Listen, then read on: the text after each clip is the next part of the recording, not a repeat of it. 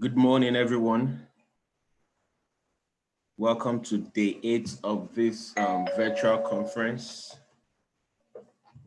Trust you've all had a great experience so far.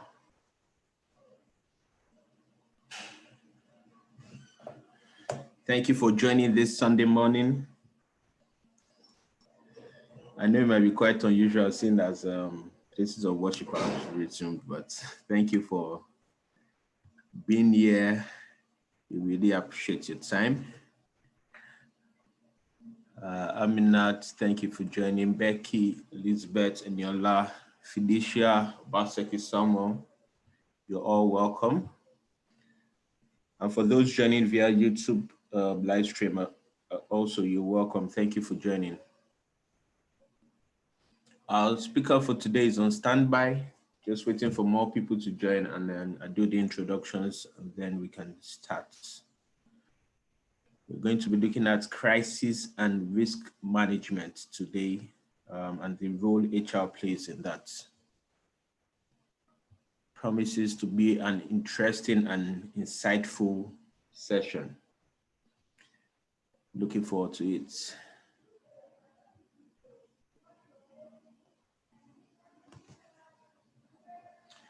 Thank you, Samuel. Thank you for always joining. I think you've joined all the sessions from the beginning. So thank you for being a great audience, a great attendee. And to everyone, being a great audience. Good morning, Becky. You're welcome.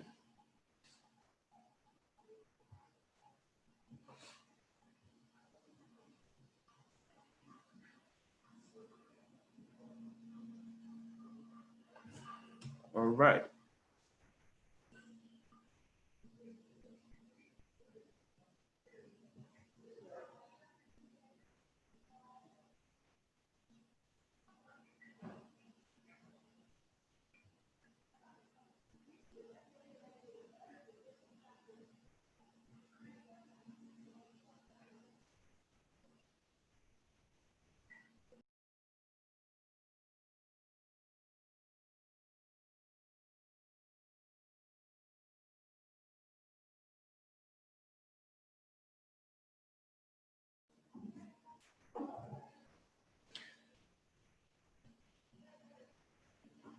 This session has been pre-approved for 3 global credits towards the GPHR certification for those who hold that certification. So this is one of the 5 sessions in this conference that is pre-approved for 3 global credits so that you can meet your the requirements of 15 global credits towards your GPHR certification. So that information is for those looking to recertify their GPHR certification through this program. All right, let's get right into it. Let's meet our speaker for today.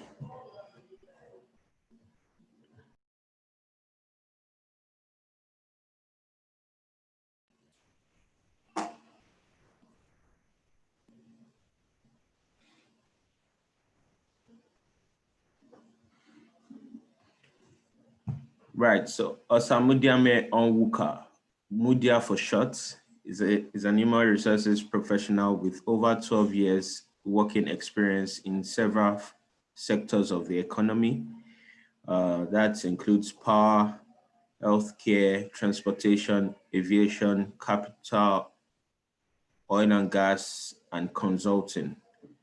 Mudia is presently a HR manager and business partner passionate about enabling employees optimize their learning, value, and performance on the job, which ultimately results in career growth and development. She has learned and continues to learn key strategies in aligning employee performance to business growth in order to drive consistent business outcomes.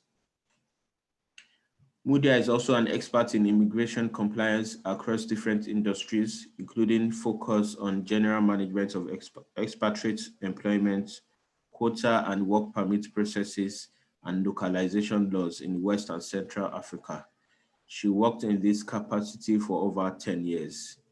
Mudia currently works for General Electric, GE, Nigeria, and prior to that was a consultant with KPMG Professional Services, Nigeria.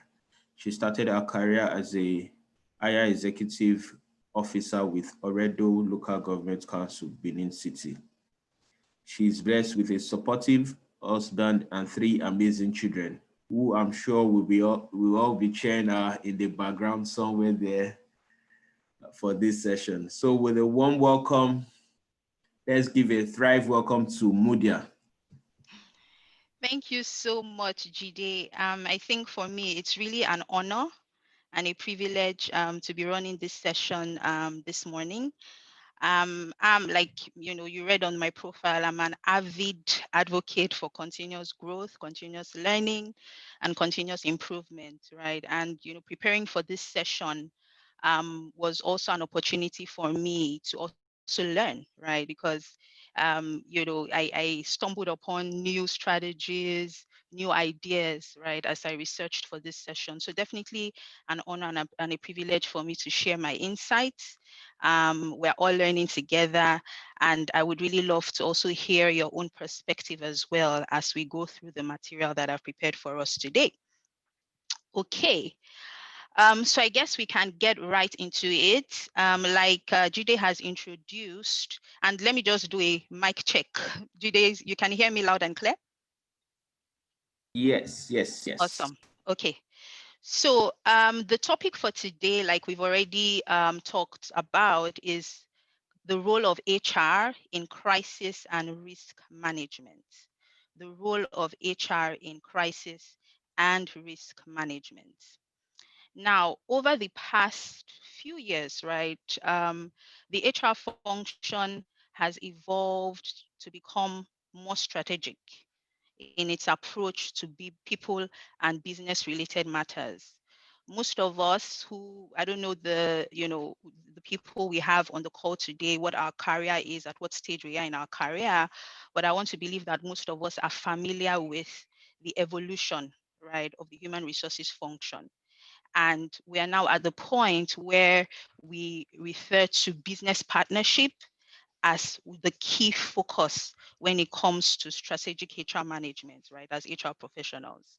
So strategy simply means having a futuristic mindset or having a long-term view of anything, right? And as HR professionals, we are consistently called to higher standards in our way of working, right? We are being asked to be more strategic, to be relevant, to be focused, to be more customer centric, to be even digital in our approach and in our application of HR, right? But I find that one fundamental aspect of strategic management that is often relegated to the background when we talk about strategic HR management is crisis or risk management. During this session today, we are going to take a deep dive into what this really means. What does crisis risk management really mean for us as HR professionals? What does it mean for our businesses, right? And then we'll also look at how risk management, or even in certain cases, I prefer to call it risk prevention, right? Possibly presenting even the risk where possible. How this can be a game changer, not only for our processes, for our effectiveness, but also to enhance the type of value we add to our organizations, right? And this is really, no, please, you can still stay on that slide. And this is really the essence of our work, right? Of any employee actually, is to add value, right? So this is just another way we can add value in our organizations. So my one ask of all of us today is that we should be fully engaged, right? I'm not here to just dump stuff on you. I want you to challenge my thinking. I want you to share your experiences. Let's make it as interactive as possible. I know this is a webinar based session, but the chat function is there. So as as something strikes you or a thought, hits you, or you're like, I'm not so sure about this, please just put it in the chat function in the chat box, and I'll be checking that from time to time, and we can address your comments and thoughts as we go along. And Jide, please also alert me, because I might get carried away and I might not realize that we've had some contributions in there. So when we do, kindly alert me and I'll be sure to pause and give it some consideration. So we can move to the next slide, Jide. So basically the agenda for today, let me just quickly run through what you can expect from today's session. So we'll be looking at the considerations, right? And for me, these are the things that came to mind while I was even thinking of a topic to share during this forum, right? And I've participated in a number of sessions this past, I mean, I think we're on the 4th week now, and it's been amazing, right? So I was really thinking, what I had a number of options, but for me, what I always try to do is to look at the context in terms of relevance as at today. And there were certain questions I asked myself, right, to say, is this really a topic that I want to talk about, right? So I will share some of those considerations, and I would also like you to share yours as well, as we go along. So then again, we'll be looking at crisis and risk, right? And I introduced the concept of crisis here and not just risk management, because they're really different, right? And even though the approach from a strategic mindset might be the same, when we're talking about mitigating this crisis or risk, it's also important to understand the fundamental differences, right? So we'll talk about that. Would also, which is really the meat of today's session, we'll spend a bit of time reviewing how we can assess our organization's risk landscape, right? So now we've defined crisis, we've defined risk. What does it really mean to assess the risk landscape of your organization? And I'll be throwing out some questions that you can use to test your processes and systems as they exist in your organization today. And then, of course, we'll spend a bit of time looking at what exactly is the role of HR, right? I'm sure even by the time we get to this point, it will be clear, right? Once we look at the risk landscape of organizations. And then we'll also spend a little time looking at risk management strategies, right? So where you do identify risk, what practical steps can you take to mitigate those risks? And of course, as an extra incentive to get you to do a bit of reflection after this session, we'll look at some benefits of strategic risk management for you and for your organization, right? So this really, all of this we are doing today is not just to take notes and say, yes, hopefully, great session. I have my credits for those of us who are getting recertified, and it ends there, right? The aim of this is, and if I achieve this today, I think I'm satisfied, right? The aim of this is to really to get you thinking and reflecting and going back to your organizations and saying, you know, where do I really need to make a change?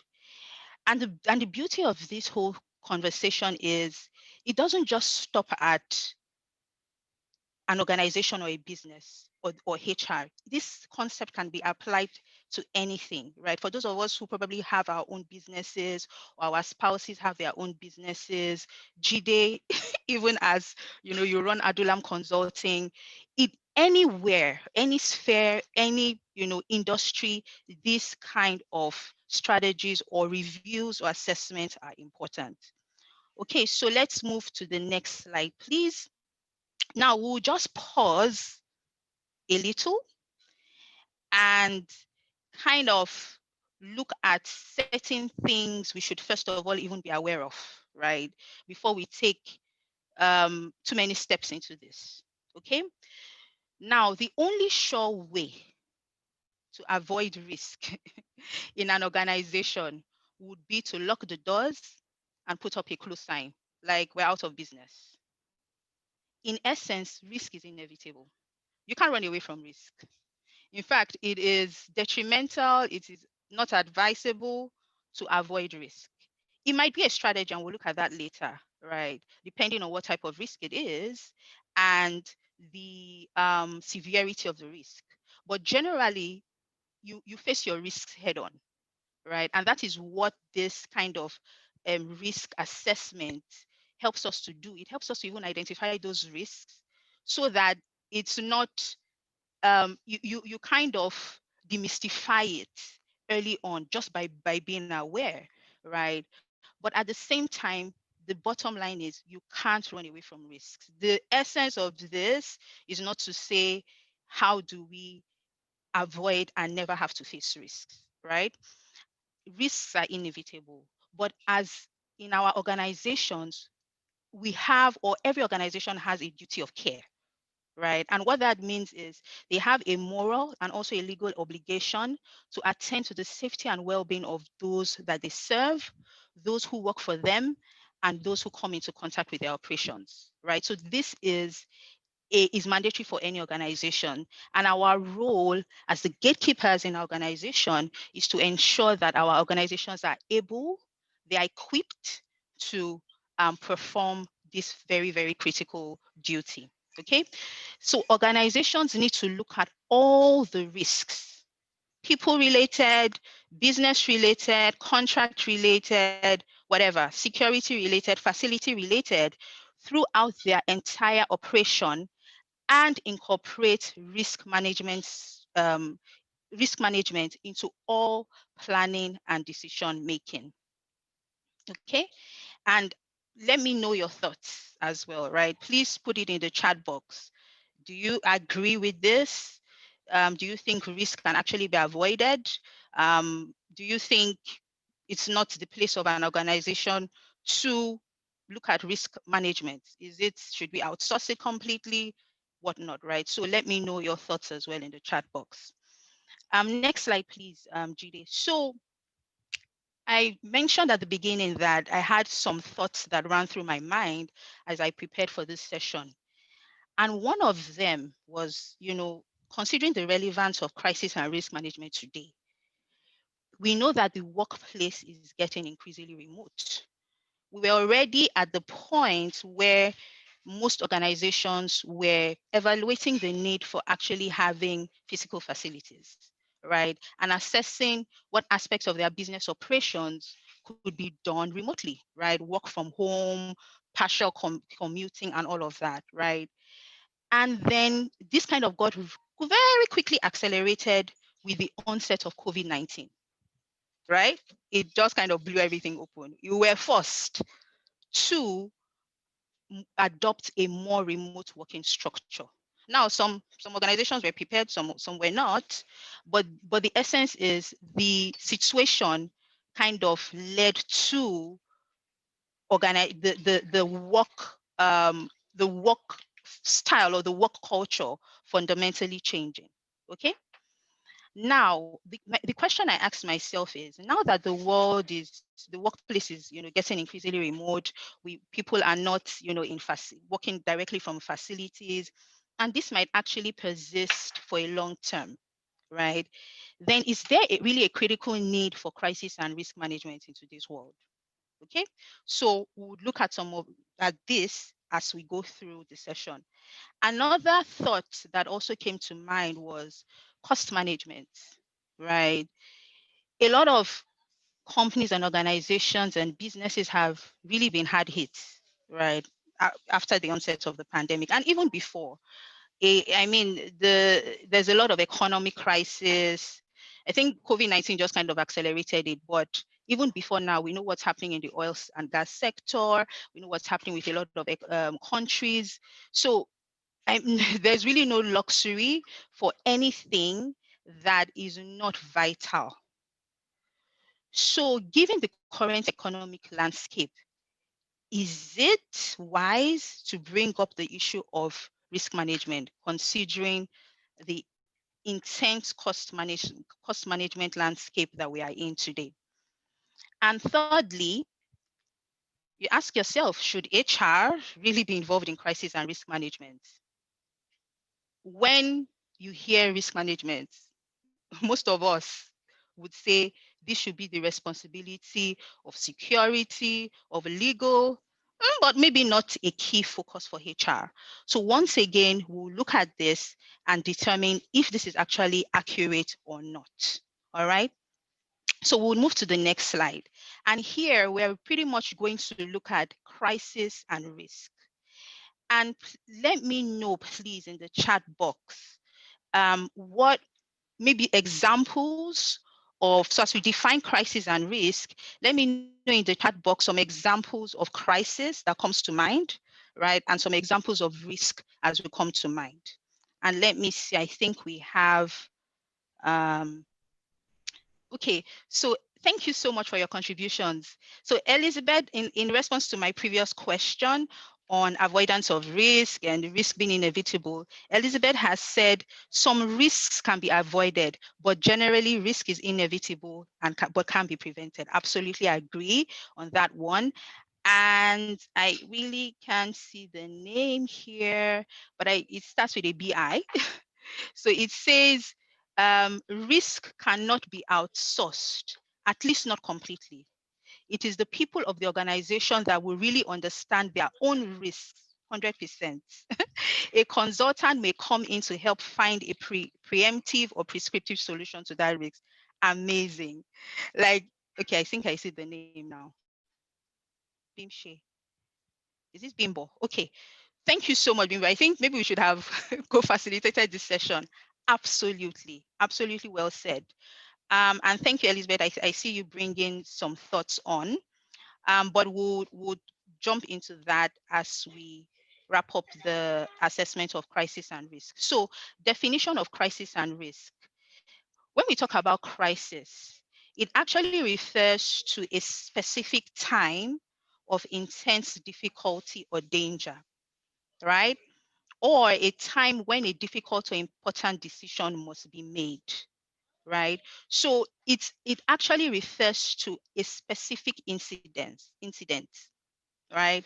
And how, with our HR lingo and all of that, what came to mind for me as I saw this definition was crisis is like one of our transactional activities, right? It's that's the viewpoint we approach crisis. It's tactical, it's transactional, and you view it from a ground level or from a frog's eye view, right? And it's kind of short term in nature in most cases, right? There are cases that drag on, start as a short term crisis, but then drag on to become something more chronic. But basically, that's the concept of crisis.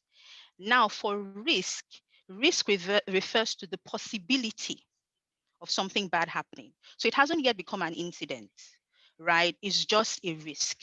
You assess it, then say, oh, this could actually lead to something bad or something harmful happening.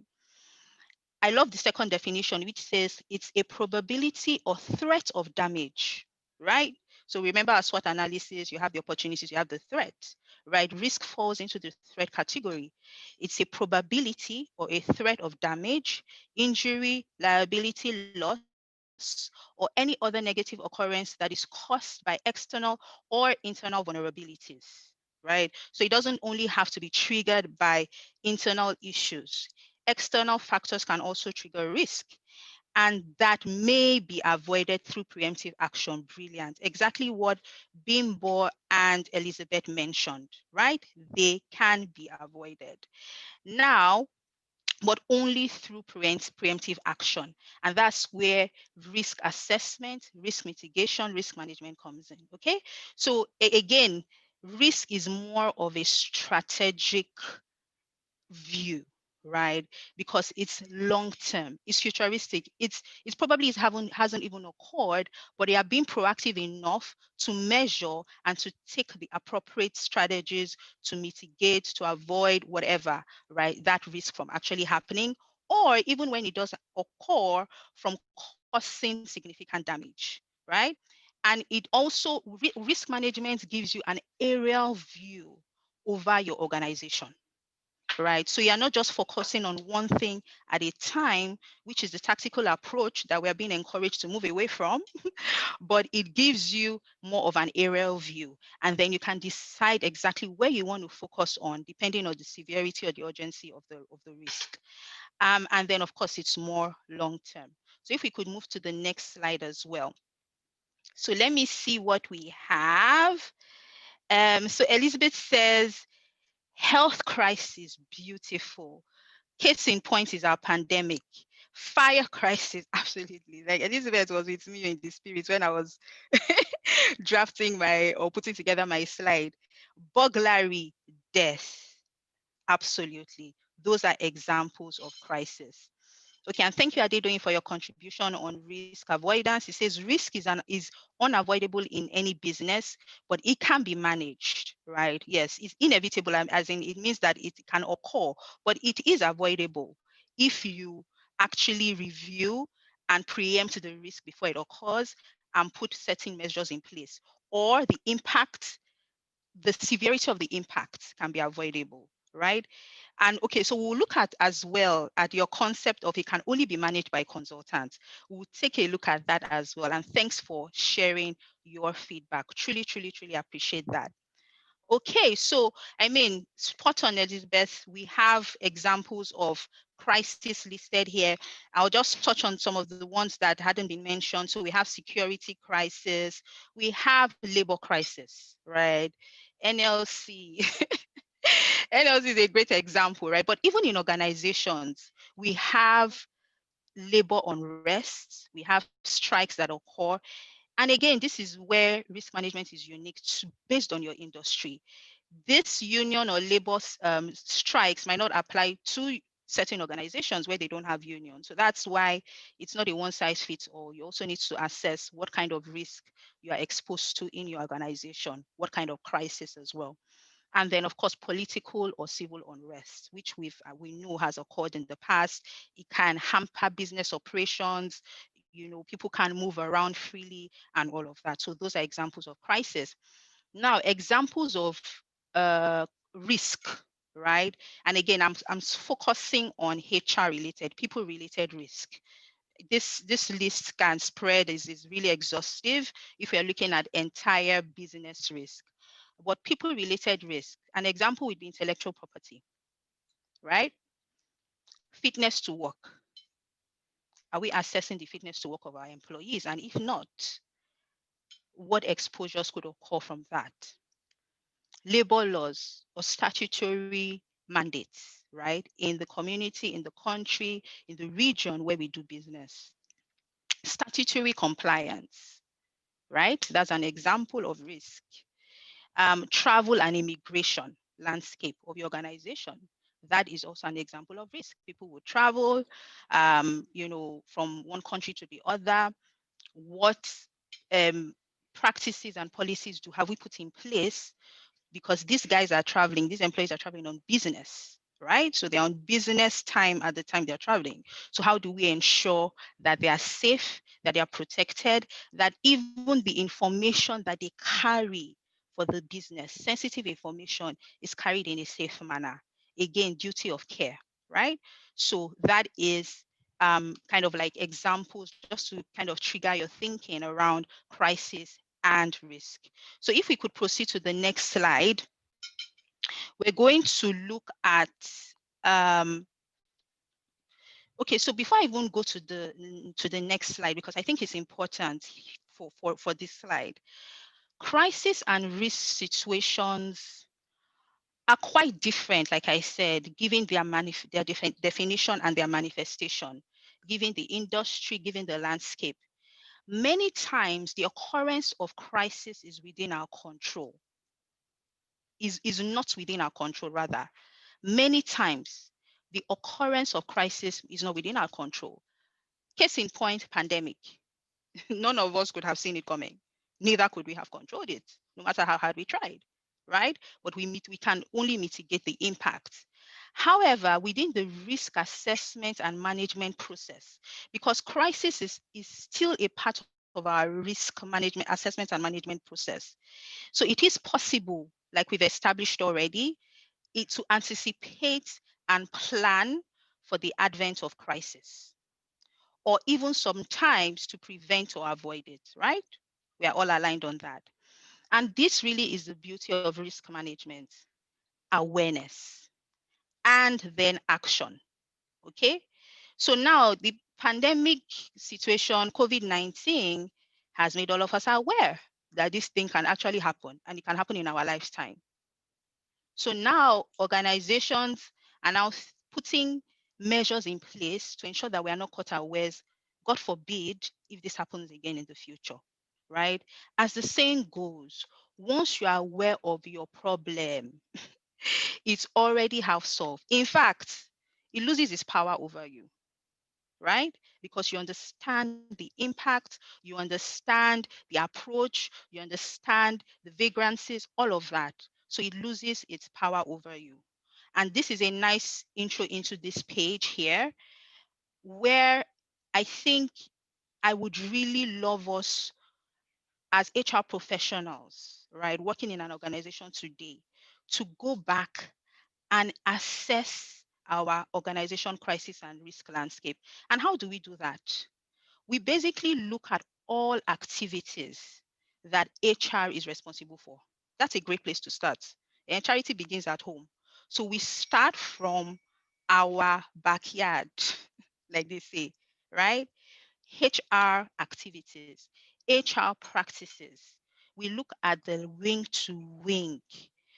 We could call it the employee life cycle chain. So we're responsible for bringing in employees into the organization. We are responsible for how they progress throughout the organization. We're also responsible for how they exit or disengage from the organization. So we look at that wing to wing process. And I have three key aspects of HR. Again, it's not exhaustive to this list, right? But I guess it's a good place to start because these are critical aspects that most HR functions would handle, right, on their own, sometimes as outsourced, but still important to know with even the outsourced organization what practices they have in place to protect your organization from risk. Just a second, please. Okay, so at a very basic level, risk management focuses on two fundamental questions. What can go wrong? Very simple question, right? As you look at your process, total rewards, talent acquisition, exit management, what can go wrong? Imagination is an important skill as an HR professional. Okay. What will we do to prevent? This is the second question now. What will we do to prevent the harm from occurring in the first place? And in response to the risk or loss, if it actually happens, right? So when this thing actually happens, how do we respond? Like we said, in some cases, it's inevitable. So these are the questions that we should ask as we go through an assessment of risk in organizations, and for our focus today in these people related processes. So now the activities, okay, let's just go through them one by one. So let's start from total rewards. And again, I'm not going to spend too much time on each one. I can't address all the aspects of risk you would encounter in your organization. It's up to you to do that, right, based on your unique context. However, I'm just going to throw out some questions, like I said, that you can ask, right, where you can actually start from.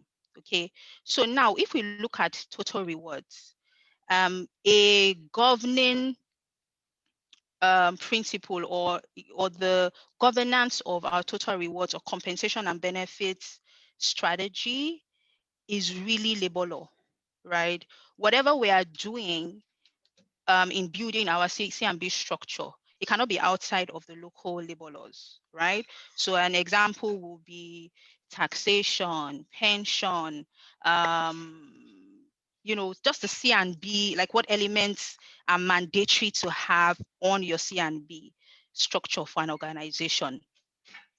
Now, this is very critical, right? As it can expose the organization to investigation, to fines, to penalties, and even damage your organization's reputation if we are not properly plugging the risk that we see in our total rewards or even in any of these areas of HR example. Now, let's take the aspect of pension. I will give you a story, and this is a real life story, like of a relative that I know who worked in in an organization where they tell them to pay for their pension. They literally say, this is your salary, your lump sum salary per annum. This is the monthly remuneration per month. And whatever you want to do with it, you do. Pay your pension. Pension is 18%. So pay it. Literally, right? And in this particular case, of course, this relative had worked in other organizations. It's not a JJC. It's not a journey just come to the corporate world. And he was like, this isn't right. Right. And that's when he called me to have a conversation. I was like, it certainly isn't right. Okay. Even though you can factor in the entire um, cost, right, employment cost into the remuneration package of an employee, it needs to be properly broken down, right? What goes into tax? It's just for your own view as an employer to say, okay, this is the total cost, but not to throw the responsibility of certain statutory requirements to the employee. There are certain statutory requirements that every organization employer needs to handle on their own, right? So if the it was just wrong, right? So that means if the auditory body comes tomorrow to assess what they are paying, they might just have a line item because in their mind they've said, we've given you the money, 10% of that or 8% of that is employee, and it can open it up, the organization up to severe risk. And in fact, it did. So in this case, the employee, of course, did not last in the organization. Like, I cannot work in this place, so they don't have structure here. And the employee left and resigned, right? This is my relative. And a couple of months down the line, this person gets an email from Pencom to say, we understand you work in this organization, or you've worked in this organization. We are doing an audit. We want to see your employment contract. We ask for a number of documents. And I'm very, very certain, well, almost certain, if things were done properly, that that organization will be liable for the way they've handled their pension. And this is over several years. They had gotten away with it for several years, but obviously, because this my relative wasn't the one that reported, another employee came in there and reported. But organizations think that people don't have a choice. People just need money, right? And they would accept anything you throw at them. But people who actually know the law would challenge some of these things. And it's up to us, because this is directly in our purview as HR, to manage this kind of risk from occurring, right? I even also know of another case, real life again, where the pension was lumped as part of the employee package on the contract, right? And then deducted as a one line item on the payslip, right? So there was no breakdown of which one was employee deducted from the employee's basic, and then which one was contributed by the employer, right? These are very, very critical things that can make or mar an audit and investigation into our total rewards strategies, right? And again, like Jide said, some of us are taking these sessions for HRCI recertification credits. And this is what having a global mindset with a local approach means. This is exactly what it means. You can't use, so maybe you're working in a multinational organization, you have a parent company, and they say, this is the C&B structure we want you to adopt in Nigeria. And you take it verbatim and copy and paste. It doesn't work, right? This is where you have to assess what does the regulatory landscape require for each of these processes, and how do we ensure that we're 100% compliant, and ask when in doubt, right? So these things can never actually be one size fits all. Local context is absolutely key. The documentation, like I mentioned in the case of the pay slip and all of that, is also very critical. We can't take anything for granted in HR related processes, not at all, right? And then how do we present information as well that gives the appearance of fault? There are certain times we might be right. We are doing the right thing. In this place of lumping the pension on it as a one line item, it could be that the organization is actually remitting the 10%, right, separate from the 8%. But you have given an appearance of fault just by the way you have presented that information, right? Or how you even present that information in an employment contract. These are binding documents that are tenable in a law court. So we can't take it lightly how we draft some of this documentation, right? And any loopholes there need to be plugged as quickly as possible. We'll move on now to talent acquisition, right? Again, this is an aspect that we could, no, still on that slide. I'm just going through the wing to wing, right? So if we move on to talent acquisition, right, which is like, and the first aspect where we kind of get in contact with our candidates, our employees through the talent acquisition process. One question that we could ask is, how are our background checks conducted? And again, background checking is pretty much outsourced, but we should ask questions. What does our background check company, how do they, what do they check for in background check? We need to know. We need to know how they check. Do they actually even check, right? So, and let's assume we check. We are usually, most times from conversations I've had with colleagues, most people just check for certificates. With this person, they had MBA from Lagos Business School. Did they really do that? They check. Let's check medicals. Does this person does not have tuberculosis? They can work. They will not drop faint in the office. We check. Some of us don't do criminal checks. We are like, would we even know? We can find out. If it's done properly, we can find out where someone has a criminal background, or where someone has been blacklisted, or where someone is wanted, right? Watch lists and criminal checks are absolutely imperative, right? So this is what, an aspect that we can look at, because what happens to your reputational, to your reputation as an organization, to your safety as an organization when you hire a blacklisted person, right? And then another case we could look at is how our subcontractors hired. You might say, like in my organization, we are not directly responsible for contractor hiring, right? Our sourcing department, onboards a manpower supplier, goes through the know your customer, whatnot, know your supplier, and they are responsible for hiring third-party contractors. But these resources actually come into our organization. They have access to our information. They have access to just a second, please.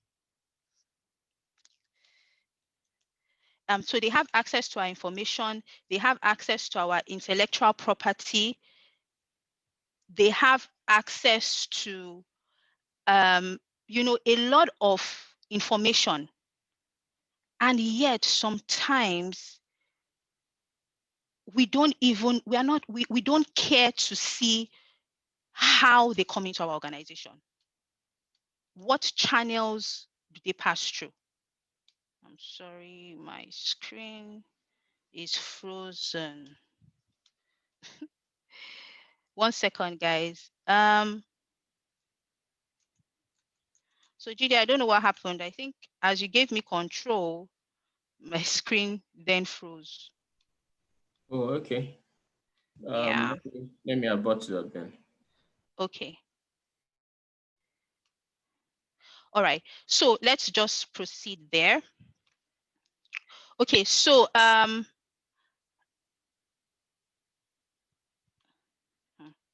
this is interesting. I hope it comes back here. Okay. So I was saying that no, let's still maintain because we're going to spend a bit of time in the wing to wing, yes, the risk landscape. Now we've talked about contractors, right? Sorry, I lost my train of thought there. We've talked about contractors. They have access to our organization to our documentation, to our intellectual property. So do we even know if the manpower company actually conducts background checks on these folks? And they just come in and they have full access, right? This is another aspect that we can check on. So just, and again, we'll look at the next slide on a number of other cases. I won't spend too much time, but I just wanted to give you some tips. If we now move on to performance management, questions you can ask is, do you have policies in place to guide how you identify and manage poor performance? Or is this really a subjective process? The line manager, the people leader just says, this guy is performing poorly, and HR, we don't have the courage to challenge that and say, what's the evidence, right? If this employee takes you to court, what do you show? What evidence do you show for how that process was managed? It could be unfair employment practice, right? So these are some of the things we should ask. Again, if you terminate an employee without clear evidence of non-performance, what are the implications? These are questions you should ask. Is there really any risk there? What, like we asked ourselves, the two questions, what could go wrong? So if we say this is how we want to go as an organization, are we ready for the impacts and the implications of that? Another aspect is people operations. People operations is it's a critical area because they handle a lot of life cycle aspects for employees. And these are very sensitive areas that could easily go wrong, right? We look at medical checks, we look at HMO and access to medical care, right? Clinic access, fitness to work, onboarding, payroll. Assess all of those and say, what could go wrong? If it does go wrong, what is the impact? So that then gives you an idea of what measures you should take or not take to mitigate that risk, right? And then we look at talent management as well. How do you communicate changes in your talent management policies to your employees? Do you just make changes without communicating? You'd given a handbook to employees 2 years ago. A lot of things have changed within the 2 years. That handbook has not been updated. What impact does that have, right? What criteria do you use to select your top performers to reward them, right? How do you reward top performers? How do you promote them? How do you assign training to them? Is it fair? Is it transparent? Does everyone know what the expectations are to be able to access these rewards, right? Do you have experts in your organization, right? Again, category of talent. Do we have temporary workers? Do we have permanent workers? Do we have expatriates? What laws guide the employment of these people? Right now, we are seeing that for contractors, they should not spend more than is it 1 year or 6 months? I don't even know what has been passed now. Right? How are we responding to that so that we are not caught unawares? Some of us have tangible aspects of our operations being conducted by contractors. So if this bill is passed tomorrow and we have 3 months to comply, our operations going to be significantly affected, right? Um, Exit management. This is also another big piece that we cannot afford to take lightly. How do you protect your company assets and intellectual property? How do you communicate exits? Does your team, your HR colleagues, if you are a leader, you yourself as a HR professional, do you know the process to follow if a notified employee gets agitated when when you're telling them that their employment is over or they get violent? Do you actually know what to do? Do we know the processes to follow in that case? Right? How do you communicate termination to someone who is remote? The person is not, you're not communicating it face to face, right? But you still have assets with that individual. You still have company information with that individual, right? And as I was preparing for this, I was just thinking, I was like, what if you have a scenario where I'm in Lagos, I'm the HR person for the business, I'm terminating. My business has operations, an office in Port Harcourt, and I'm terminating an employee. But unfortunately, I don't have an HR colleague in Port Harcourt. So I call up two leaders that I can trust, that that can keep things confidential, and I say, guys, please, oh, this is what's going down today. I just need you to, or even the security leader at that side, right? I need you to be on standby to pick up these employees' assets. I'm going to be calling them on Teams. I'm going to be calling them on Skype. I need you to pick up their assets as they leave the building, or to put certain measures in place because I'm terminating this person. And then your village people decided to show up. You've had the conversation with the employee, right? And then you quickly, as you have agreed with your team that is on standby, you quickly take your phone to ring them and say, guys, oh, now is the time. Please come in, come in, come in. Military formation. And your phone, internet decides to, the witches and wizards decide to sit on your connection and it doesn't go through. Did you plan and anticipate for something going wrong in that instance, right? This is what a strategic and a long-term assessment does for you, right? Think of anything that could go wrong and plan adequately for it. And I know that's just an extreme case, but these things do happen, okay? Now, from these scenarios, it is clear that the shift to remote working, right? Remember one of the considerations we mentioned at the beginning, does not negate the need for risk management. It might even heighten that need in certain cases, because where we are now evolving to a more remote working structure, it could even expose us to more risk. And this is the time to say, what are those risks? What do I need to put in place, right? And we have also seen that these actions are clearly within HR purview, right? I mean, that was another of the considerations we asked. Should this be legal's mandate? Should this be security's mandate? Of course, we will need to partner with legal. Most of the actions I take as an HR manager, I consult my labor and employment counsel, right? To say, what risks do you see? What should I be aware of? What should I be thinking? Is my approach mitigating any risk that could occur in the future, right? So those consultations will need to happen. But there are certain cases where HR has direct responsibility, especially for our own processes. And again, like I said earlier, why this list is not exhaustive, most organizational issues will actually be within the scope of HR because they deal with people, right? Anything that deals with people, we should be aware of that and aware of what the impact is. And even when they are not in our direct control, like in facility related, we talked about fire incidents, EHS issues, we should still understand what the landscape is, and that risk mitigation for these our partners and these our colleagues is being given top priority. Now, there will be clear cases where HR is not responsible at all, and we need to be aware and okay with that, right? And if I think of an example where HR might not be responsible at all, like I said, most things we will either be directly responsible, or at least we should have a duty to know, like again, duty of care for our organizations. We need to know what's happening as long as it affects our people. But there will be certain cases where we are not responsible at all, and it's fine. We can't go deep in our hands in every pot, right?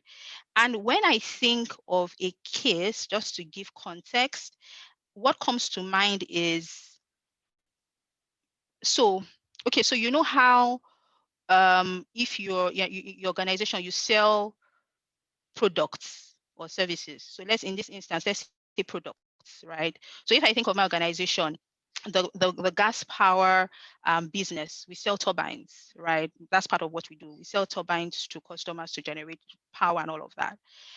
And of course, there has to be a contract of sale between GE and that customer. Okay. Now, the responsibility of drafting that contract is not, it has no, I don't care. It's none of my business, right? I might want to know about it. I might want to understand what is done in those cases. I might want to understand the challenges that my talent who are involved in those processes face, but it's not my responsibility to start checking the contracts and plugging risks and assessing risk and plugging holes, right? That would be the responsibility of some organizations called the sales operations or commercial operations, whatever. That would be their responsibility, of course, in consultation with their legal team, right? So there are certain cases, again, that we don't have responsibility for. Now, before we're going to scan through a few scenarios, but it is also important to highlight that prioritization is key, right? After you assess and then you identify any areas of potential risk that you could face in an organization, you also need to determine which ones are critical in the immediate for you to focus on and address. And how you do that is you use the likelihood and severity matrix. And that's what I have on the right up there. You use the severity and likelihood matrix. So what does that mean, right? You ask yourself two basic questions. What is the likelihood of this occurrence happening? Or what's the frequency that it could happen, right? If it's high, then that is something you should watch on or watch over. The second thing you ask yourself is, what's the severity of the impact? What is the extent of the loss, right? Or the exposure to the company? Again, if it's high, then you definitely should watch intently and look closely into that, right? And it could be both.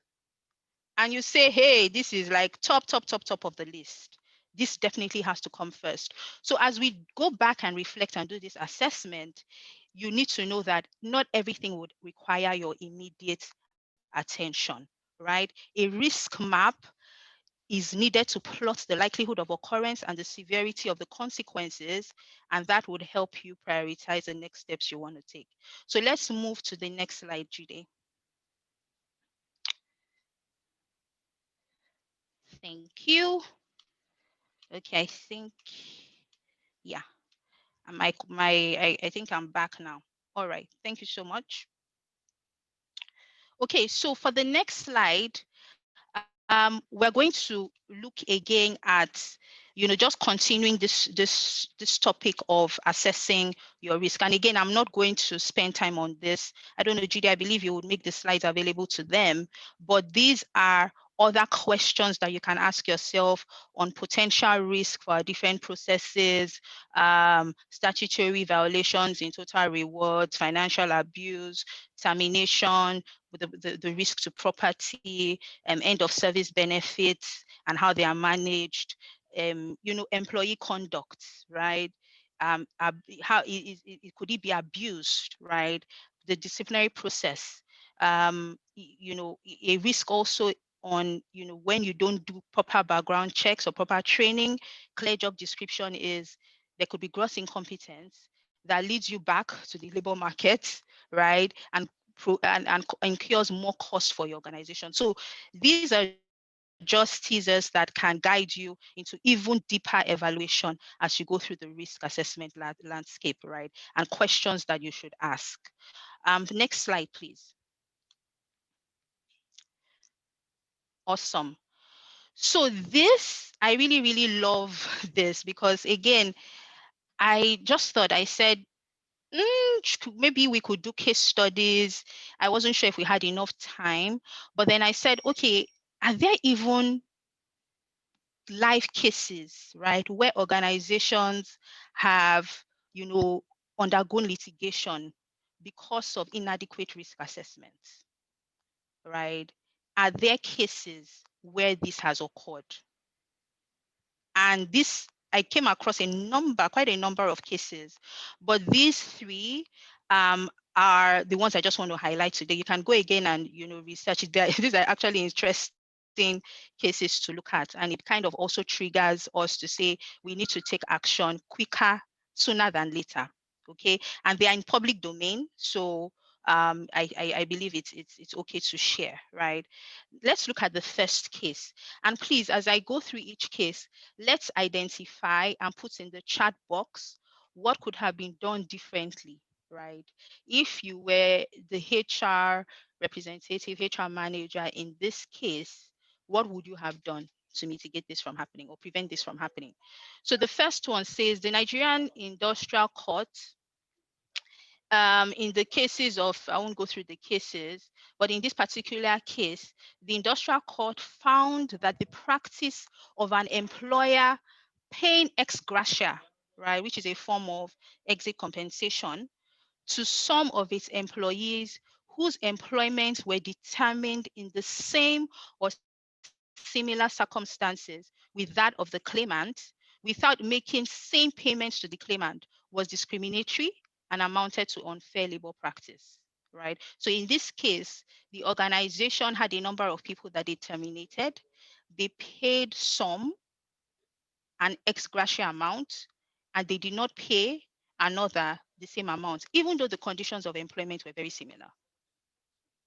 And I don't know if there was evidence to show why such differentiation occurred, right? And in this case, the industrial court judged that to be discriminatory and amounting to unfair labor practice. So what practical steps could have been done, right, based on all that we've discussed to prevent this sort of scenario from happening? Now we have this in public domain, reputational damage. I don't know what fines or penalties or restrictions were imposed on that company. Okay. The second one was the purported disengagement of an employee was acted out not following laid down processes. So this employee was terminated, and the process, the organization, the policies that the organization had put for themselves to guide them was not followed. And there was a double combo element as well. There was also unlawful denial of earned promotion. By all the standards and expectations and guidelines of the company, this person was denied a promotion that was earned, right?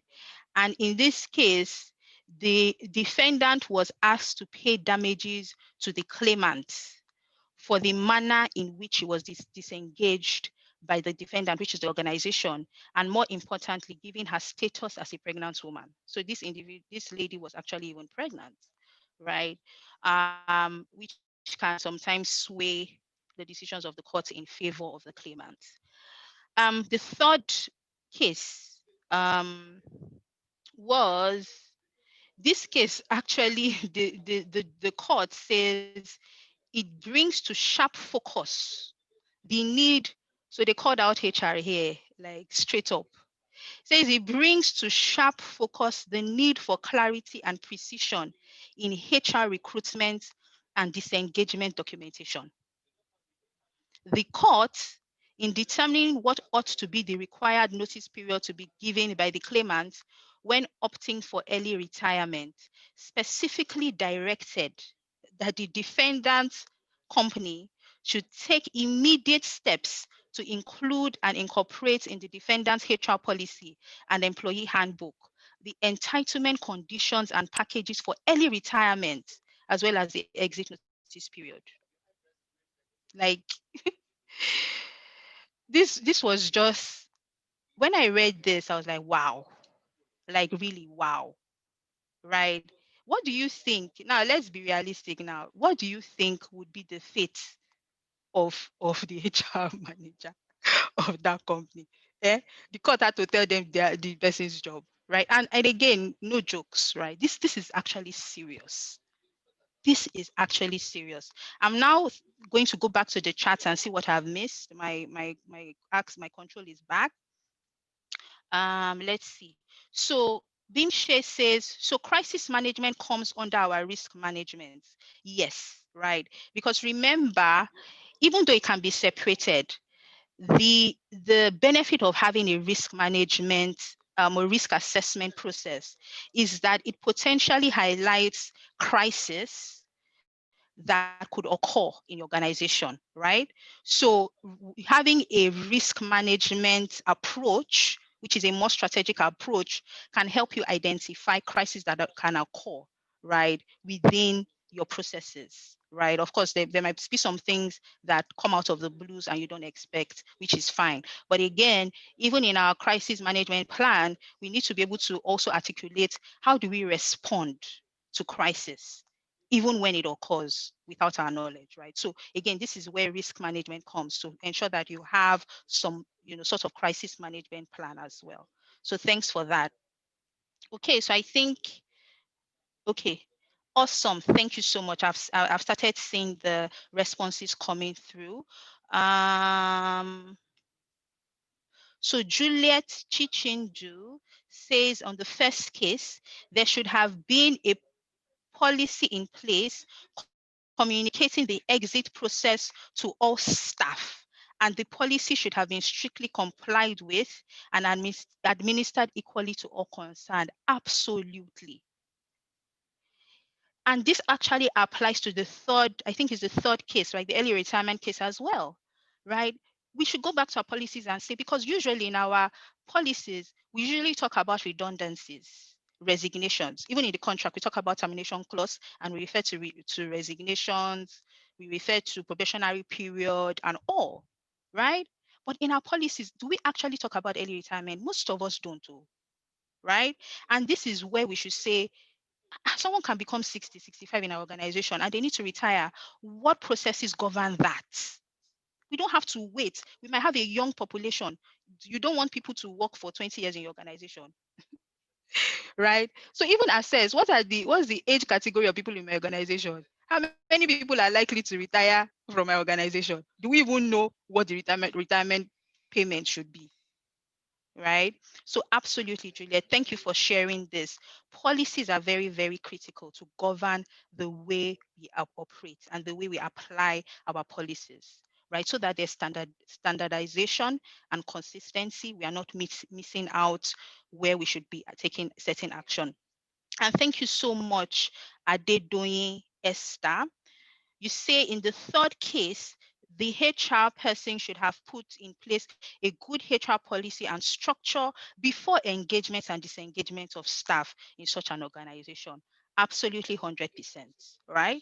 So in these two scenarios, policy, a clearly defined policy could have seriously mitigated these cases. Fine, you can't avoid again the risk of litigation, but at least would have had the proper documentation to come out on the good side of that case, right?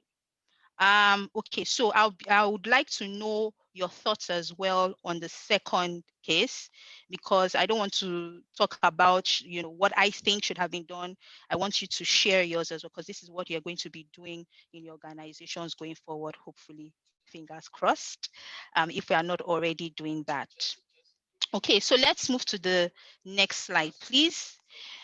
So now I think at this point, we all agree that risk management is fully within, in fact, it's HR's business, right? It shouldn't be outsourced, right? It shouldn't be outsourced. We have a duty to know what's happening. We can outsource the consultation. We can outsource even the aspects of the strategy and implementation, but the actual assessment of the risk, we should trigger it. We should initiate it. And again, you can see that on the slide, right? We are advisors as well, right?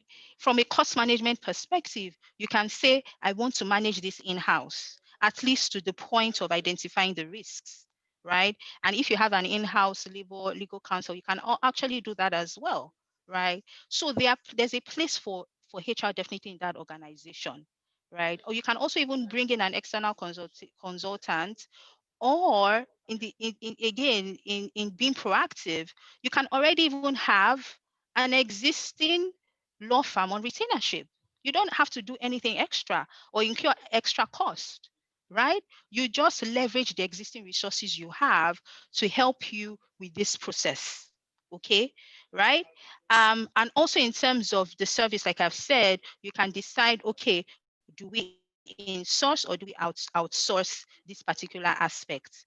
And cost, again, like I've said, can we leverage existing budgets, existing service providers to support us? So for instance, in the case of the travel or immigration, employment risks, if you already have a visa service provider, for instance, you can task them to do more for you, based on your existing contracts, right? Nobody's looking to go out of business. And I'm not saying you take advantage of people, but you look for a way to, as HR, to advise the company on how they can go through this critical journey and not acquire significant costs to the business. Okay, so now again, what is the role of HR? We've talked about this. I'm not going to spend much time here. We've talked about the fact that risk assessment, prioritizing our risk, is definitely one of the roles of HR here. Defining key stakeholders, right? Who needs to know through the process, who needs to be informed, who needs to be consulted. The RASI model, all of that, do that as you identify key stakeholders for the identified risk management that you want to undertake, right?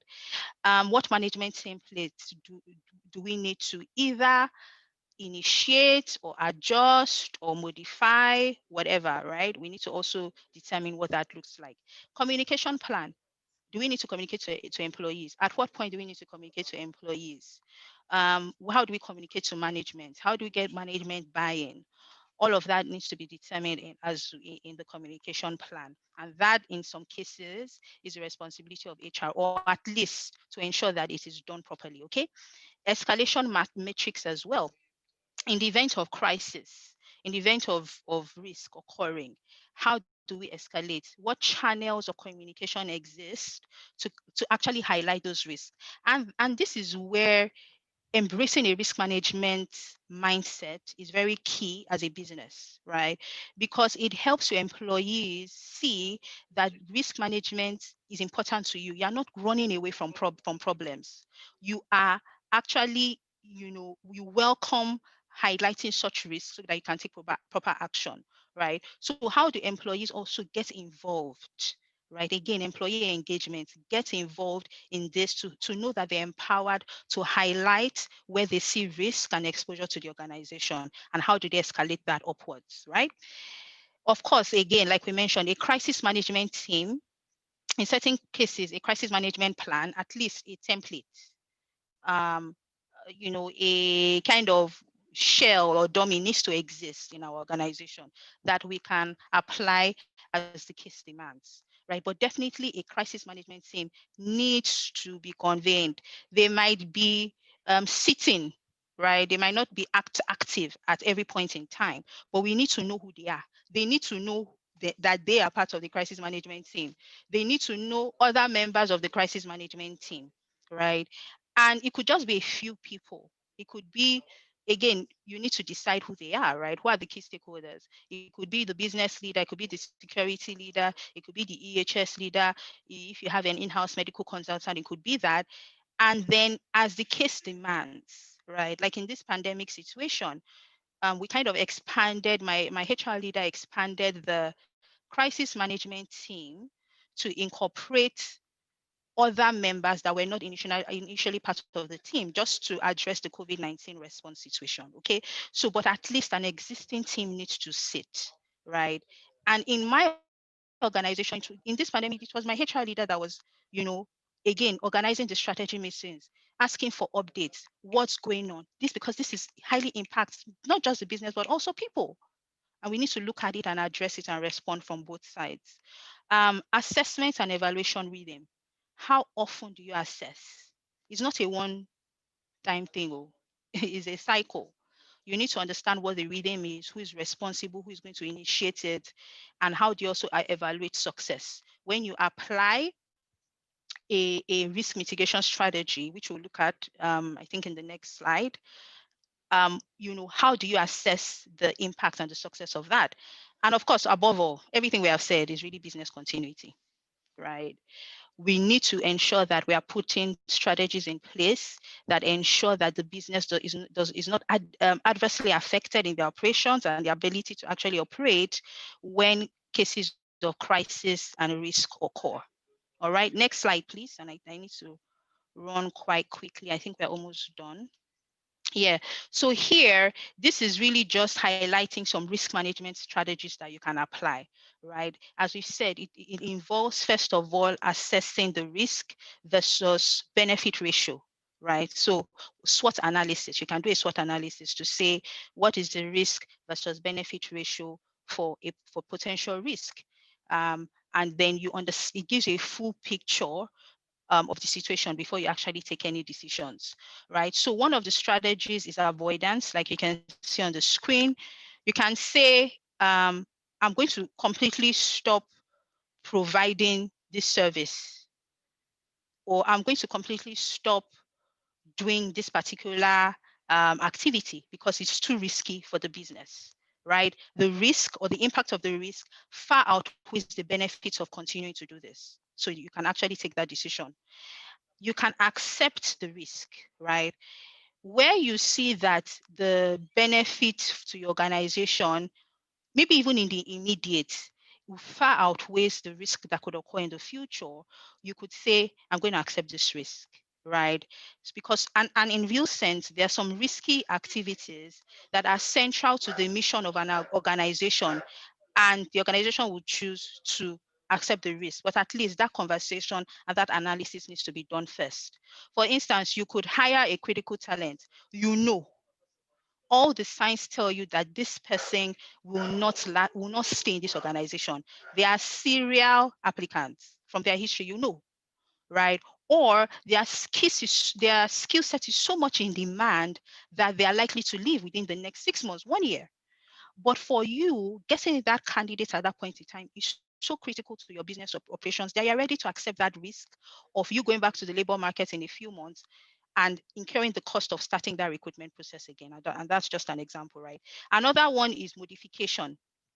You can change the activity, right? So like we said, updating our policies and all of that, you can change the activity to reduce the likelihood of the risk occurring or to reduce the severity of the consequences. So we can't um, um, prevent employees or ex-employees from taking us to court. We can't avoid being involved in litigation, right? But we can actually reduce the risk of occurring when we have the right policies in place, right? So policies and procedures are definitely an important part of this strategy because they communicate expectations and define boundaries. Very, very, very key. And another example would be adding the criminal checks to a background process, right? That's modifying your background process. Now, transfer or sharing risk. You can actually transfer risk. For instance, you can purchase insurance for a high risk element in your organization that could incur long-term cost. You can transfer that risk to the insurance organization or through a third party, where you have a contractual agreement, right? But legal, of course, in all these cases, your legal team, your labor and employment team should be involved here.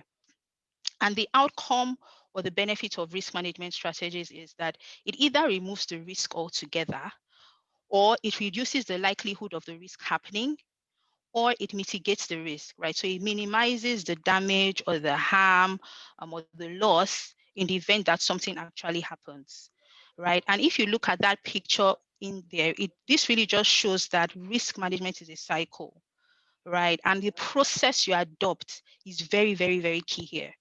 Having a process mindset as a HR professional is so key. And this is one thing I am still learning, but I have learned a lot from my current manager, right? Having a process mindset.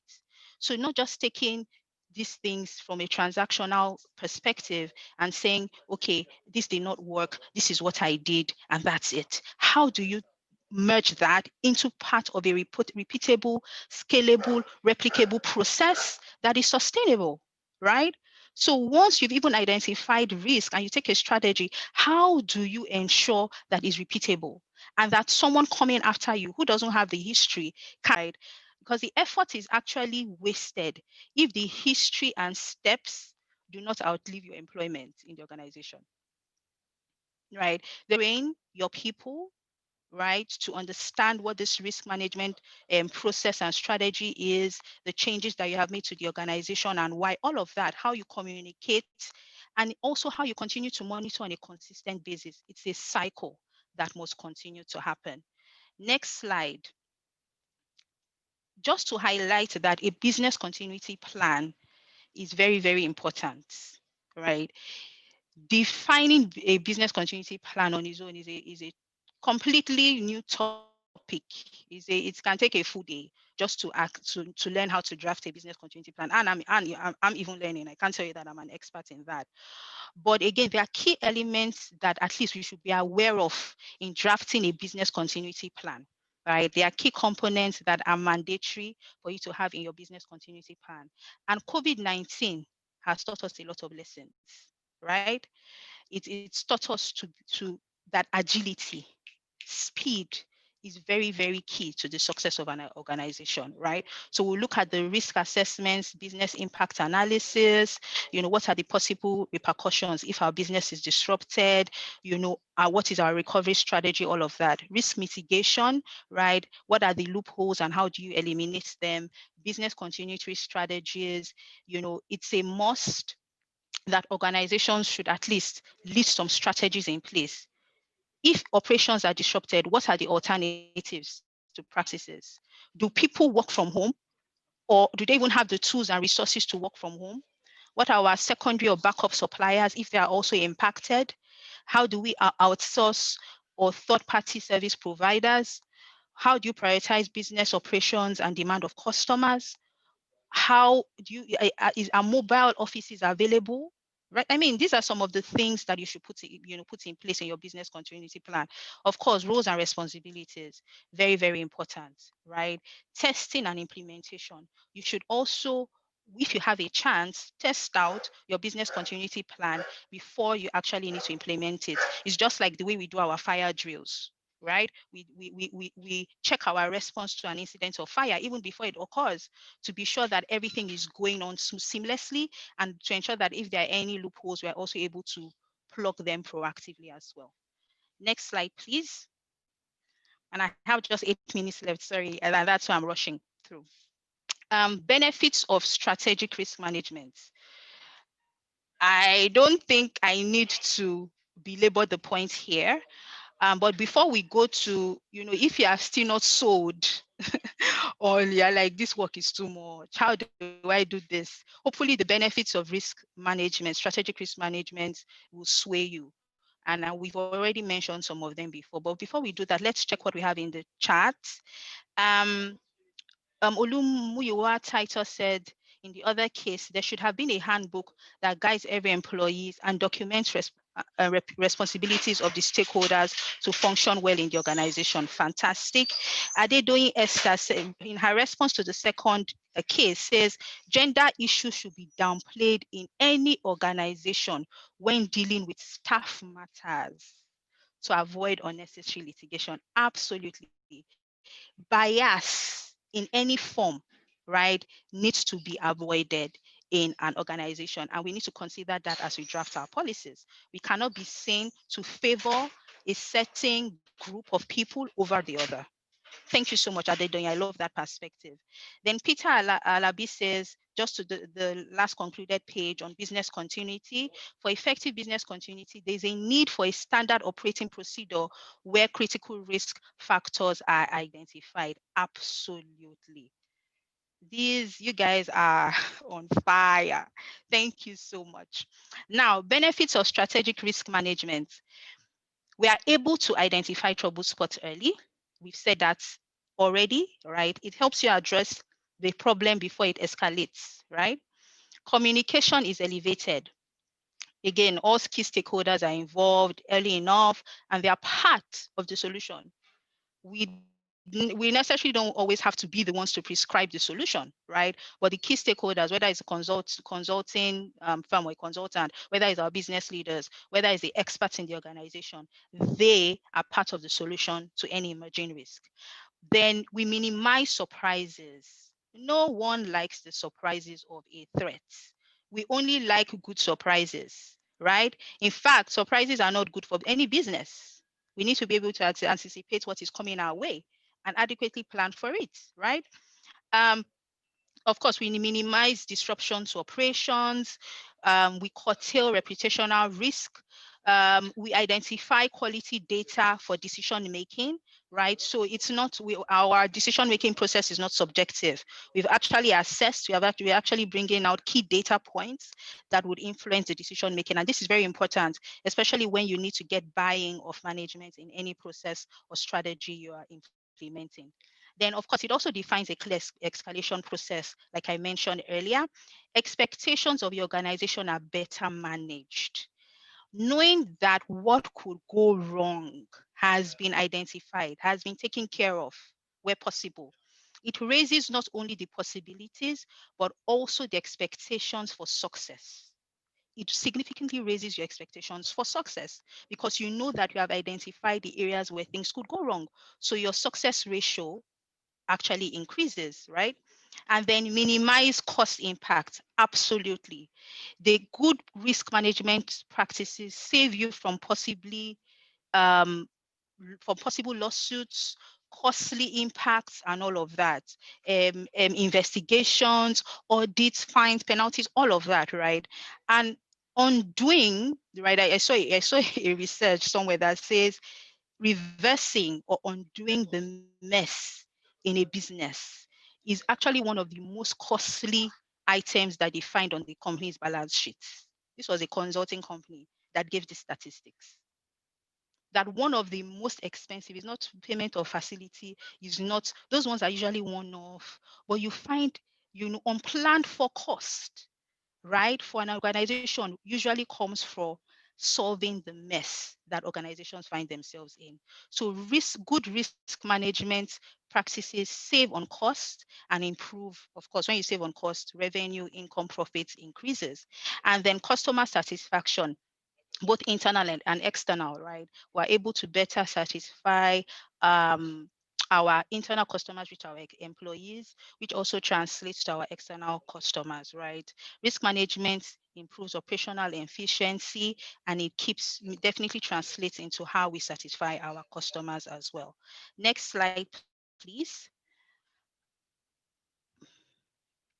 Okay, we have come to the end of our session, right? And I would just want to recap a few elements, right? If we can take away 2, 3, 4 of these, because we've talked about a wide variety of topics, a wide variety of context and all of that, but just to recap this aspect for us. The Risk Institute at Ohio State University shared that 39% of HR, now this was a study done on HR professionals, are either not seeing the benefit or not recognizing the importance of risk as a function with their organization, right? And that is a lot, 39%.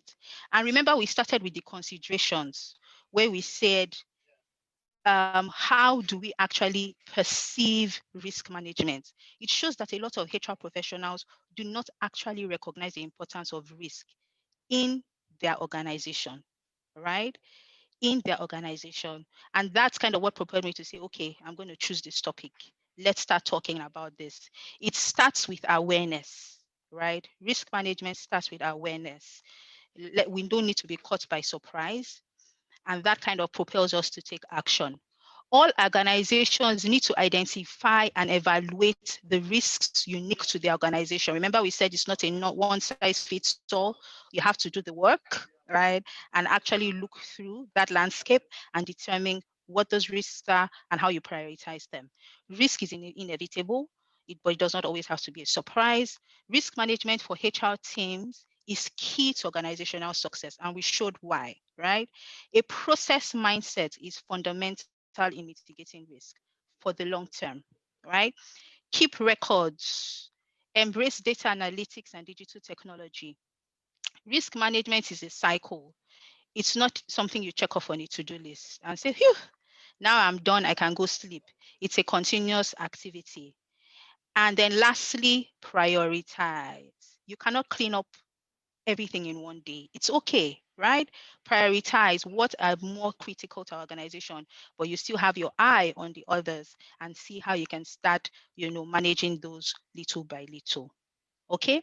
And after all said and done, right, and you carry out all of these great assessment, all of these strategies, you even probably even define possible strategies to mitigate some of the risk in your HR processes, and you don't do anything. It's a waste of time, right? So as you're committing to going back and reflecting and seeing how you can, spread the message, start the risk assessment in your organization, I really hope that we will have the courage to actually take action, to challenge things, because this is really what we are called to do daily as HR professionals, right? Courage to speak up, courage to stand for the truth, courage to do what is right? And I will leave you with some parting words. And this message was shared by my manager some months ago, and it resonated with me as I finalized this operation or this presentation, and I would love to share that with you. So, like I just mentioned, courage. You are called upon constantly and consistently to use your knowledge, insights, and experience to guide talent management decisions. This responsibility, while exhilarating, requires a truckload of courage. What you say, what you do, and how you analyze people's skills and the situations of the organization for the benefit of the business may not always be what your business leadership desires to hear. But your true north would be determined by how courageous you remain on the long run and in the face of tough decisions. The second I would like to share with you is around seeking solutions, right? Because essentially what we are going to do with all of this is to seek the right solutions for our organization. Business challenges will change, they evolve.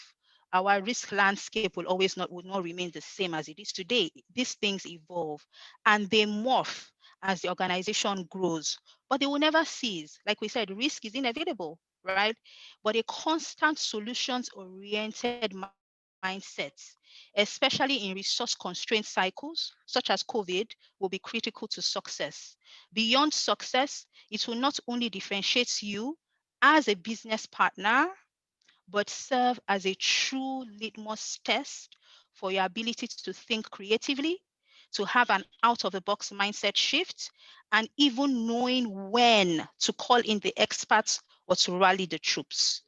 The real cherry on the top is that it ultimately helps the company grow forward. Thank you so much, team, for having me. It's been an absolute pleasure to do this with you. I learned as well all through the way, and I'm really, really hopeful that this also had some impact for you. You've taken some lessons from this.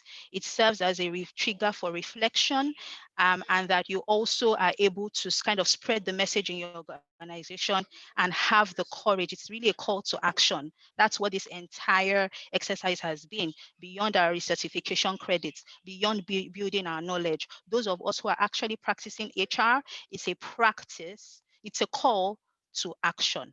All right. Thank you so much. And thanks, Jide, for the opportunity. I don't know if we have time for questions. Thank you so much, Mudia. That was very good, excellent delivery. Thank you for sharing. We're getting some feedback already. And there are some questions too, which we'll get to. Let me just go through some of the feedback. Um, awesome presentation, Mudia. Well done. That's from BIM. Oh, thanks, Beams. Talabi says, great session. Thank you. Elizabeth Thank says, you. well done. Very insightful. Iberi says, thank you for sharing. Excuse me. Olumuyiwa says, very interesting and insightful session with you. Samson says, awesome presentation. Mudia, great one. Adedoyin says, amazing session, great. All right, awesome. Diame, that's from Obaseki. Penetrating Thank you. insights and understanding, smooth learning flights and good landing. Right, Judy says, great presentation. I learned a lot. Thank you all for your feedback. Thank you so much. Thank you so much. I'm really, really humbled. Thank you, thank you, thank you for listening to me. So let's have some questions. If you're on YouTube, you can type in the question in the chat box. If you're here, you can use the Q&A feature to drop your questions. So I'll start with the first question. Yeah. Elizabeth says to carry out a background check for an head of accounts and head of for an head of accounts and head of inventory, what aspects would you recommend should be checked? So two roles. Awesome. Yes. So I think we can even lump both together, right? Obviously, these are very senior roles, right? So they are very critical to the success of your organization. So in carrying out your background checks, of course, they are the regular checks that you would carry out, right? So educational checks. The schools they've said that they have attended, they've attended. You would also want to carry out a medical. So these are the basic things, medical checks. You would also want to check their previous employments. This one is very, very key, right? You need to check, ask for their references and check their previous organizations where they worked. They might not be able to share feedback on stuff like their performance, whether they were involved in disciplinary issues and all of that, but at least you are able to determine how long they worked in those organizations. If some of the skill sets they say they have actually tallies with the job titles they say they had in those organizations. Because sometimes you can find that someone applying for head of accounts, head of inventory does not have the requisite experience to do that role in your organization. You might also want to check the industries they're coming from, right? Does it match with the industry that you're hiring them to work in, right? And also, even I mentioned criminal checks as well. This is in public domain. The police force, with a passport, with a copy of the passport, they can always check. And you also need to let them know you're going to be there, you're going to be checking their background, right? You're going to be checking, list out what you're going to be checking for. So you go back and you check as well the criminal records as well, because head of accounts is very sensitive, right? It's very sensitive. They have access to company funds, even inventory as well, right? These are stocks and assets of the company. So you need to be very careful how you the checks and how you employ people into such sensitive positions, right? So these are a number of things. Even a simple Google LinkedIn thread can actually throw up some factors about applicants or preferred candidates for a role.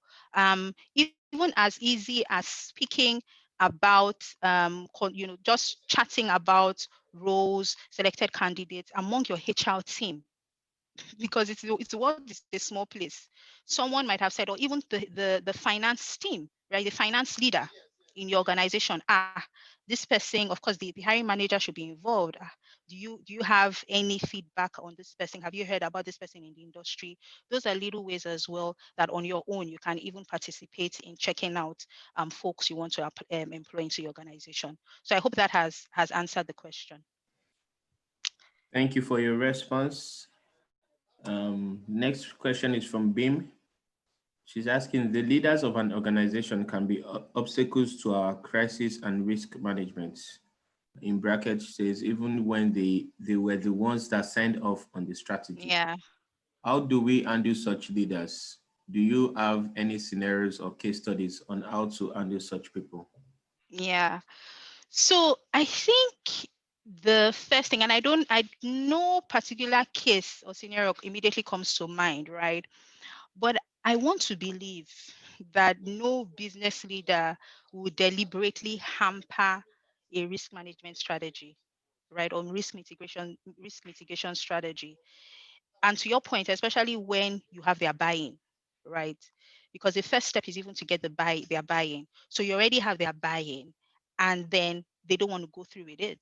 You need to dig deeper, right? And that's where assumptions, sometimes can hinder us from progressing.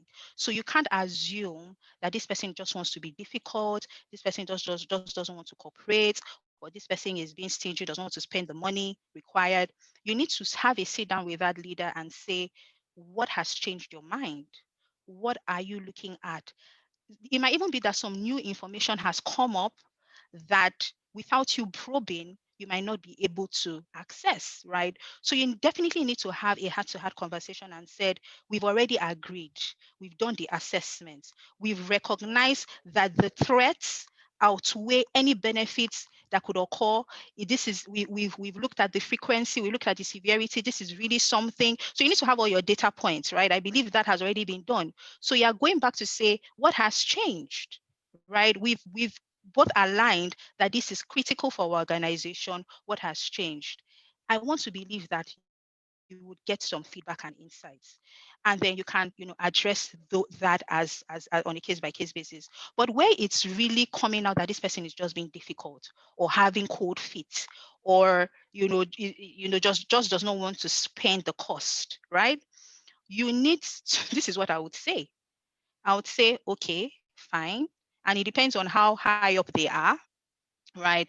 But you would say, look, as part of this process, I am required to present a report on progress to the CEO, for instance. It's fine. I hear you.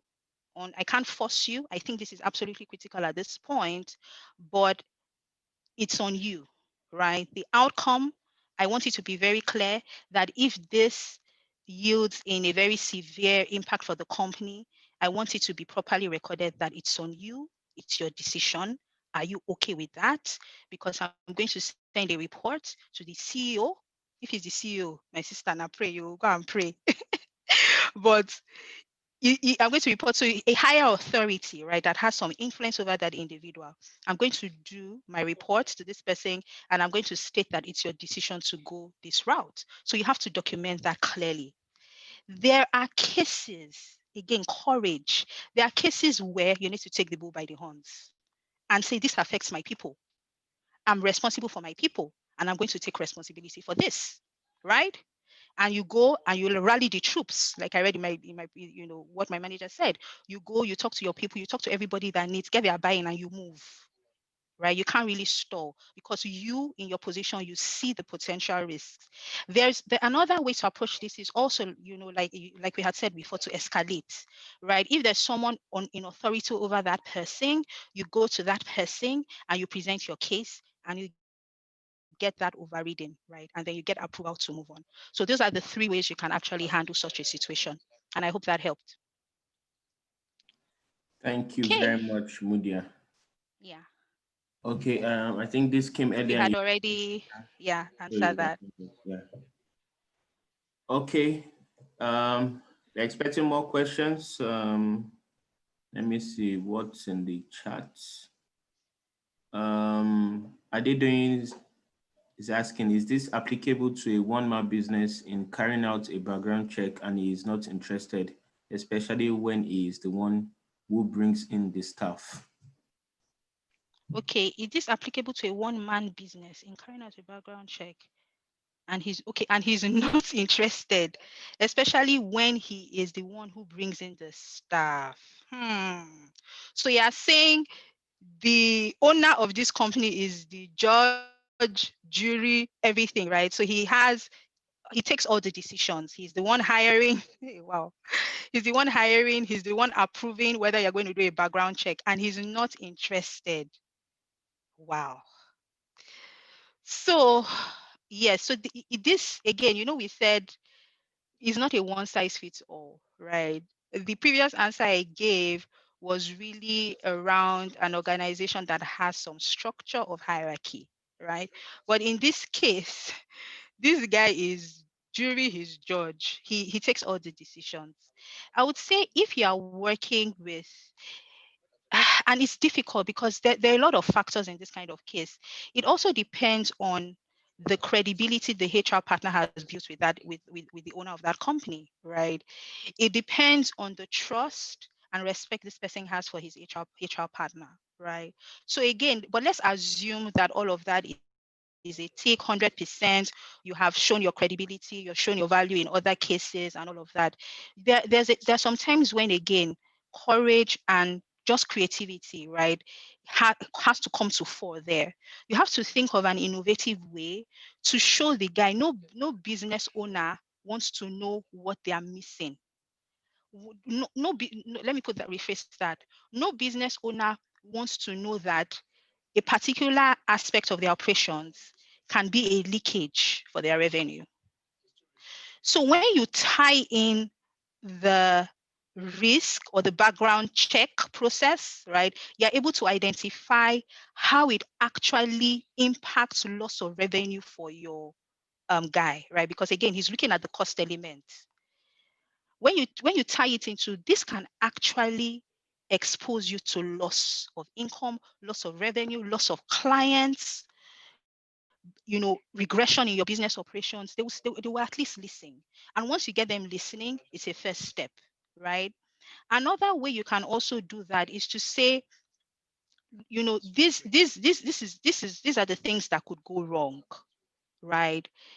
You decide whether it's important enough for you to address at this point. Again, timing and duration is also can pivot, right?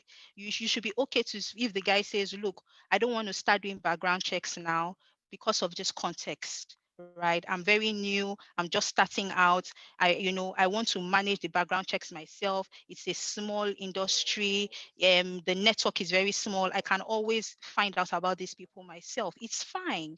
But then you need to say, as you grow and expand as an organization, you need to have this in mind, that we might not be able to run the background checks ourselves. So context of the organization, where the organization is also key for you to evaluate as a HR professional. It might not be something you do in the immediate, but you keep talking about it. And as the company expands, you bring up you know when next to bring up that conversation. Okay. Fantastic response. Thank you for that. We have a question here. Um, our company had a crisis slash disaster in 2019, which made the company to run at financial loss. So the management insisted that pension for that year won't be remitted. How do I come in as the HR? Wow. Jide, like my thoughts exactly. Wow. This is unbelievable. You see, gosh, the thing is, you can't rob Peter to pay Paul. You're still an armed robber, right? Your justifications might be so great, so good. I'm trying to stay afloat. You might even say, it's for the benefit of my employees. I'm trying to keep them in employment. Yeah. But the truth is, you are deducting this pension from these employees, but you are not remitting. That is gross non-compliance. And as an HR, you have to challenge it as such. You cannot keep quiet, because you will be liable for whatever occurs in that organization. You know that we are able to get away with these things in this part of the world because they are not sufficient punitive measures for some of these things that we just blatantly disregard, blatantly violate as organizations and even as HR professionals. This could get some more developed organizations. The HR manager for the organization can actually have his license stripped off or suspended for a period of time. People, you will not even be hireable if this comes out, right? So, but apart from that, it's a matter of what is compliant versus what is not, what is good versus what is not. In this case, it is a wrong call. It is a wrong call, and you have to help the organization see why it is a wrong call. You might think that you're being smart and you're avoiding this cost, but what of if you have been what of if you get caught? The fines and the penalties are going to far outweigh that 1 year pension remittance that you refuse to pay, right? How about looking for other ways to manage your cost? How about looking for other ways where you can cut cost and eliminate cost rather than blatantly violating a regulation? So you have to be able to navigate those waters. It's courage, it's hard, but it's courage. right? It's really hard, but it's courage. And document it. Send it. Don't you talk? Yes, one on one you talk, but when it's clear that I've done all I can, please put it in an email. Or you have a meeting, you call a meeting. After, put minutes of meeting. And you should also be asking yourself, and I know this is off point. I hope you will not be offended. But if this is a real case scenario, you should ask yourself, do I want to work for an organization that will take this sort of decisions? It's important. It's important.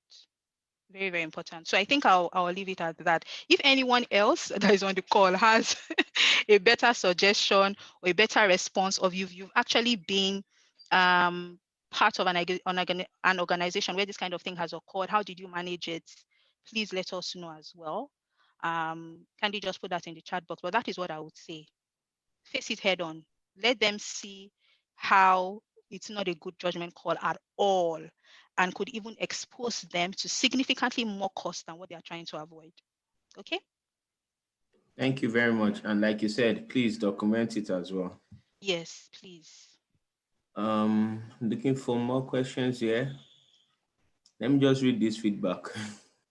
Juliet Okay. says, wow, another powerful female presenter. Indeed, you have courageously taken a bold step to bring about awareness for solution in this aspect of HR advisory role. Bravo. Thank you, Juliet. I'm so humbled. Thank you. I'm really, really honored. Okay, another question from Adedoyin. I think is a follow-up on the one-man business question. She says, or in the public sector where staff are already on ground before your appointment as an HR. Yeah, yeah. Absolutely. So, I mean, where staff are already on ground, right? They're already hired. Sometimes there's not so much you can do, right? But for your staff that are already on ground, you can check what you already have on records, right? Do you have their medical background or pre-employment medical checks on record? If not, you might want to do a fitness to work assessment for all the employees, right? Use your existing HMO. It doesn't have to come at an additional cost. They just go and run a quick fitness to work. And again, especially depending on the industry. If you are, okay, this is in the public sector, right? So it might not be top priority to do that, but it's still important, right? So on the medical side, you check what's on record. On the qualification side, and again, public sector, they are very, very big on qualifications, right? Because that's how they assess the grade levels and all of that. So again, when those promotional conversations, promotional exams come, and you don't have the sufficient documentation as a HR person, do you determine who is eligible for what, right? So again, you need to check what is in the personnel records, right? Do you have copies of their credentials? Do you have copies of their certificates? Have they been updated? Someone might have gone and gotten a master's. Has it been updated? So you can just send out a note to all employees. They send it to you. You document. Very, very easy, right? In the case of criminal checks, you might have missed the train on that. You might not actually be able to do it. But again, going forward, what you might want to do is, if you have the approval and the budget to now initiate background checks going forward as part of your talent acquisition process, then you can now start, mitigating that loophole. And where you deem it fit, again, depending on what you find from the analysis of your personnel records, once you onboard this supplier to do your background checks, you can actually have them do some checks, especially when it comes to criminal related stuff, especially in the public sector, very key, right? You can actually have them do some retroactive background checks on those already in employment, right? Just like as you would check their educational backgrounds and all of that.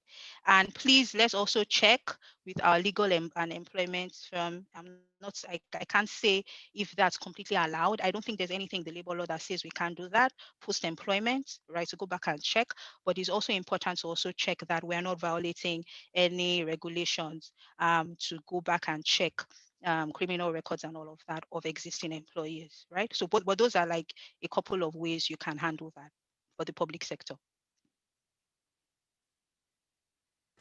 Thank you very much. Okay, just a quick note. Please take note of the attendance code for this session in order to record your attendance at the end of this program. We'll be having another session in about an hour. We're going to be looking at a practical guide to crafting HR strategy for small and growing businesses.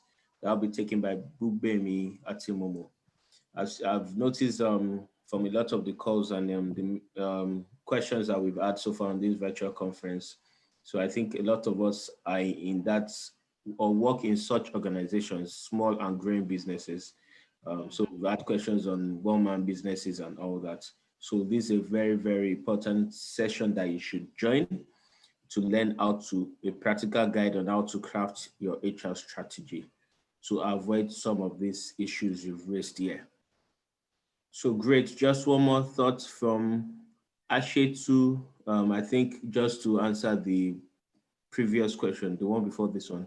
Yeah. To assist with the question, the HR manager can enlighten the business owner and allow him know the penalty when cases are reported. You can also make him understand that payments can be done in bits. Encouragement can work in this case. It has helped me in the past. Thank you very much for Brilliant. the question. Thanks, Ashit. Thanks, Ashitu. We appreciate that. Okay, no questions from YouTube. I think at this juncture, I think you've given your parting words, except you want, want to. No, I think I have. This has been such a great audience, brilliant minds. I mean, we are blessed in this country, right? And I'm glad that you guys could listen to me and have been able to take away one or two points as well going forward. So looking forward to more collaboration. And I just want to thank Jide for the invite and the opportunity to do this. I really, really appreciate it. Thank you, Mudia. Thanks everyone for joining. See you again at 12. It's been a great start to the day. Thank you again, Mudia, for sharing. See you Thank you. all at 12. See you soon. Bye. Bye.